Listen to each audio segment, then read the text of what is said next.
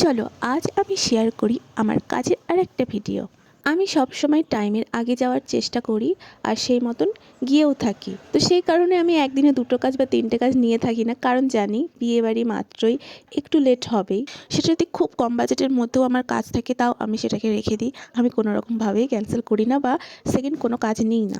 সেই রকমই আমি যেমন 3,000 টাকার ব্রাইডাল সাজাই, সেরকম 10, 15, 20,000 টাকারও ব্রাইডাল সাজাই। আবার সেরকমই আমি যেমন 500 টাকার পার্টি মেকআপ করি, সেরকম 2.5, 3, 3.5, 4, 4.5 এরকম বাজেটেরও পার্টি মেকআপ করে থাকি। আবার যাদের দেখি একদম টাকা পয়সার অবস্থা খুবই খারাপ, তাদের কাছে কোনো রকম টাকা পয়সা না নিয়ে আমি সাজিয়ে দিই। এবার থেকে সেটা একদম বন্ধ করে দেব, কারণ যে যার মতন সব কিছু ভালোই আয়োজন করে, শুধুমাত্র সাজার সময় তাদের টাকা পয়সাটা একদম কমে যায়।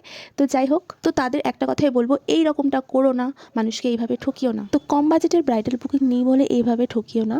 এইভাবে তোমরা ফোন করে বলো না যে দিদি আমাদের দেওয়ার একদম ক্ষমতা নেই, কোনো রকম বিয়ে হচ্ছে, কিন্তু সেখানে সারাতে গিয়ে দেখি যথেষ্ট পরিমাণে সব কিছু হচ্ছে, শুধুমাত্র আর্টিস্টকে দিতে গিয়ে তোমাদের টাকাটা পরিমাণ কমে যায়। তো যাই হোক, এই হচ্ছে আমার আজকের ব্রাইড। ভীষণ ভালো ছিল। এই কথাগুলোর সঙ্গে এই ব্রাইডের কোনো রকম কোনো মিল নেই।